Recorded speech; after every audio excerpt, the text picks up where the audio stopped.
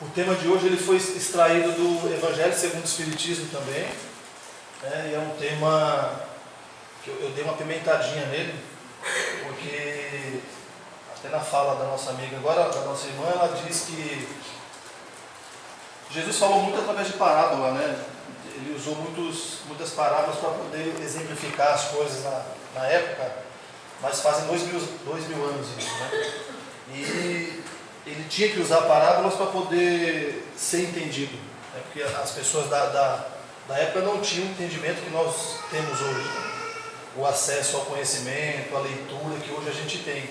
Então muitas parábolas de Jesus, muitos provérbios da Bíblia, até hoje cada um interpreta de um jeito, né? As interpretações são diferentes, né?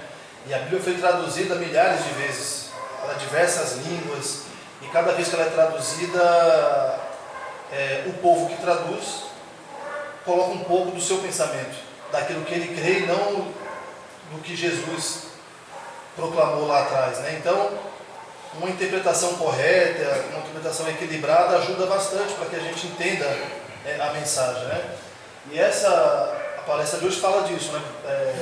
Buscais e achareis, ajuda de que o céu te ajudará. Vocês vão ver que vai ter outros provérbios da Bíblia na sequência, que se a gente não interpretar de forma correta e trazer para a nossa realidade, porque não adianta ficar só na teoria, é bonito, é até poético, né, algumas coisas da Bíblia, mas se ficar só na Bíblia, aberta na nossa estante com salmos, né, é uma fé morta, não acontece nada. Ela está lá, está aberta, mas e aí? Né? E a aplicação disso na prática? Então é um pouco disso que a gente vai falar hoje, né? E começa com essa frase, né, de Jeremias: buscar-me-eis e me achareis quando me buscardes de todo o vosso coração, né? Ele dizendo que Jesus, né, dizendo que quando a gente buscasse por Ele e essa busca fosse verdadeira, a gente o encontraria, né? E a gente acredita que busca, né? A gente vem na casa espírita no sábado à noite, a gente ajuda alguma instituição quando pede, a gente dá roupa usada lá no asilo, e a gente entende que está fazendo a nossa parte, né? Que a gente está buscando e que esse caminho que a gente está trilhando é o suficiente para a gente chegar a Jesus, né? Será que é só isso? Né? Será que isso basta? Será que só ser honesto, cumprir a nossa obrigação, ajudar o próximo é o suficiente, né? Para a gente alcançar Jesus? Então um pouco disso que a gente vai falar hoje. Depois lá em Mateus, no capítulo 7 da Bíblia, né, ele dá uma mensagem assim, né? Pedi e dar-se-vos-á, né? Buscais e achareis, batei e abrir-se-vos-á. Nossa.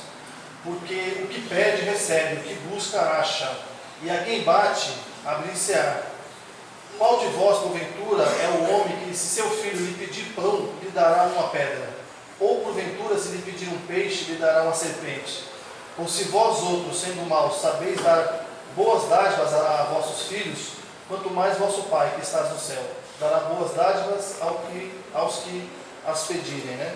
Então está dizendo o que aí? Se a gente, com toda a nossa fragilidade, né, com toda a nossa imperfeição, a gente é capaz de dar o nosso melhor para os nossos filhos, para as pessoas que a gente ama, quando essas pessoas procuram por nós, imagina Deus, né? Imagina Jesus quando a gente pede para Ele. É claro que Ele vai sempre abrir a porta, né? Como está dizendo ali, né? Pedir e a porta se abrirá para você. Sim, isso é verdade, né? Mas o que cabe a nós disso tudo, né? Porque se a gente, eu já dei esse exemplo aqui em outras palestras, mas é que ele é bem drástico, ele exemplifica bem, né? Se a pessoa está desempregada, desesperada para conseguir emprego porque falta alimento no seu armário, o filho não tem o que comer, né? A situação está difícil, enfim. E a pessoa ora e pede a Deus um emprego, né, prepara para mim, a gente ouve essas frases, né? Prepara para mim, abre as portas, né? Enfim. Está fazendo a parte dela, né? A pessoa está pedindo, está orando e tudo mais. Mas se a pessoa não se mexe, né? Se a pessoa não faz a contrapartida, se ela não trabalha, se ela não estuda, se ela não acorda cedo para ir trabalhar, se ela começa a escolher muito emprego, eu não quero esse porque é longe, não quero esse porque eu tenho que pegar metrô e metrô é ruim, aí não quero esse porque ganha pouco e eu mereço ganhar mais, aí não tem porta que se abra. E não tem nada a ver com Jesus. Não é ele que não está abrindo a porta. A porta está até aberta.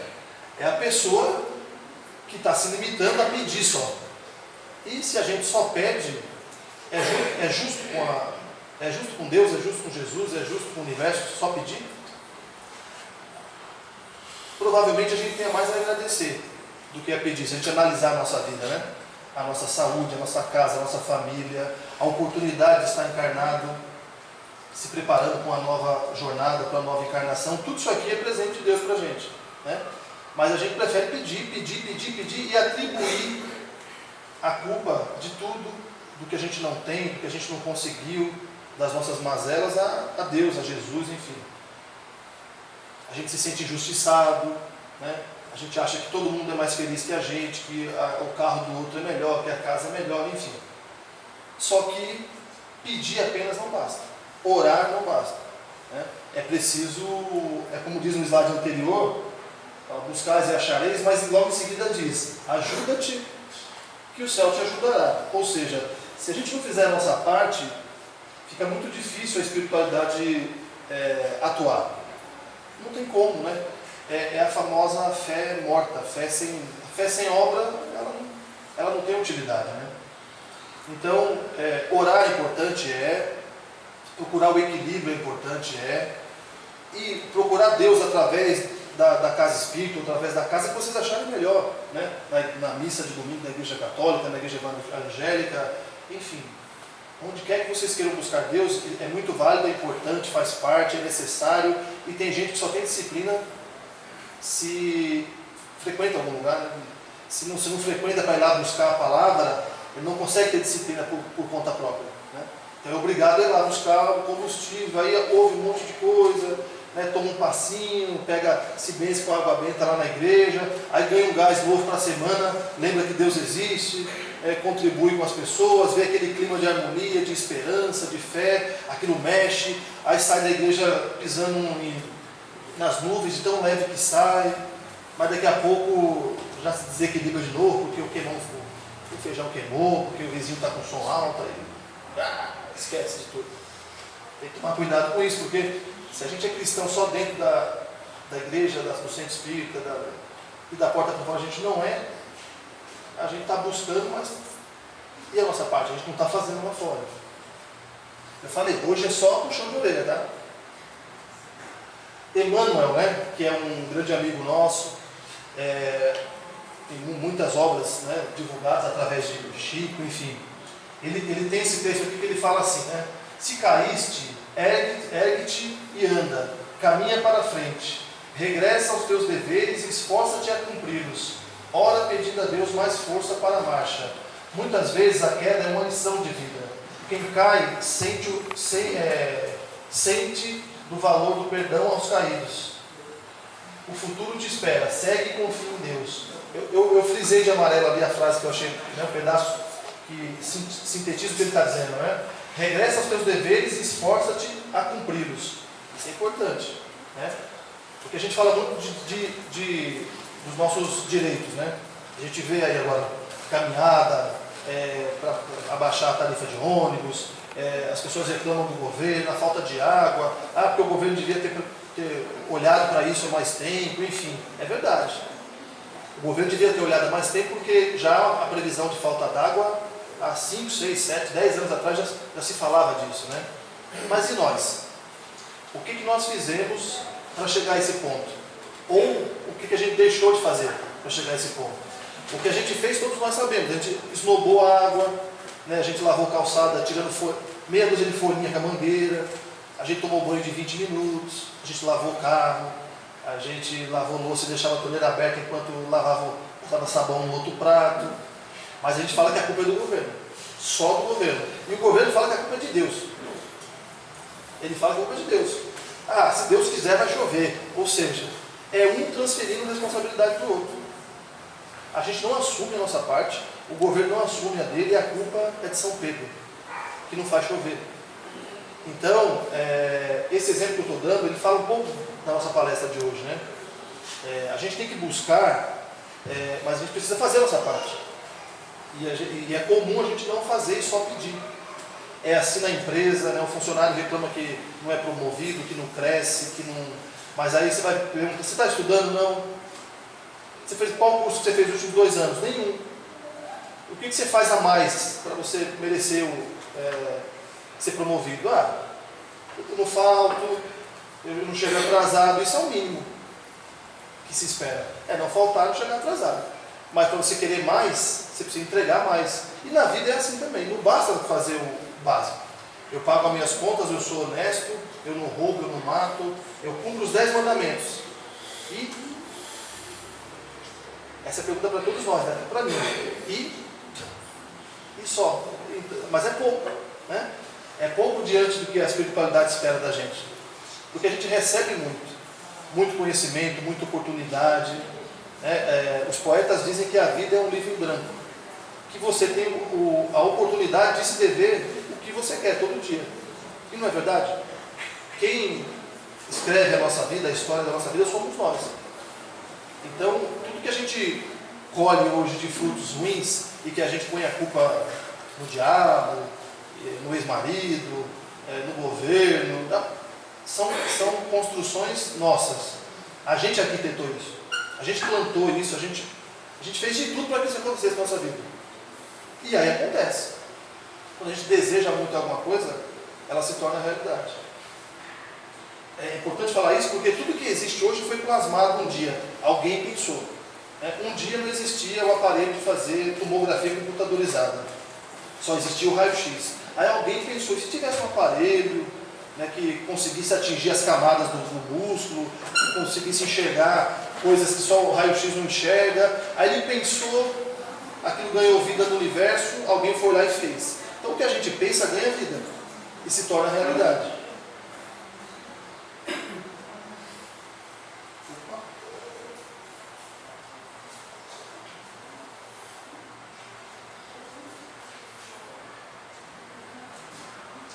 Aí o Emmanuel fala, né, nesse texto dele, da fé sem obras, né? Que é isso aqui, a fé sem obras. É uma criatura dizendo assim, faz um tempão que Deus me chamou para missões. Aí o outro diz, e para mim então? Estou esperando Ele me levar.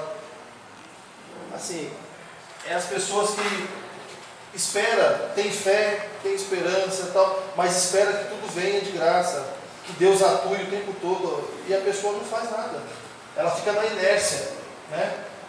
E aí a figura mostra isso, né? A fé sem obras é o quê? A fé sem obras é morta. Não adianta eu ter fé e falar que eu sou cristão, que eu vou na casa espírita todo sábado à noite, ao invés de estar bebendo, mas se eu não faço nada em favor do próximo, em favor da minha própria vida. É uma fé morta. Porque não sai disso, né? É preciso atuar, é preciso agir para mudar a vida, né? E aí ele fala aqui embaixo, naturalmente que o imperativo buscai, quando Jesus fala buscai, não se refere ao menor esforço. Eu quero, mas eu não quero me esforçar para ter. Sabe aquela história? Eu quero, mas eu quero ter uma casa boa, um carro bom, eu quero ter uma vida de luxo e tal, mas eu tenho preguiça de trabalhar, né? Se eu puder ter tudo isso sem trabalhar, mas como? Se alguém conhecer a receita, no final da palestra mudar. Aí depois ele fala assim, né? Aí Emmanuel está falando, né? Notifica-nos o Cristo que para encontrar o que desejamos é imprescindível diligenciar melhor através do reto cumprimento das nossas obrigações. Ou seja, a gente precisa cumprir aquilo que a gente se determinou a fazer, né? A gente não está aqui a passeio, né? Acho que essa é a grande questão.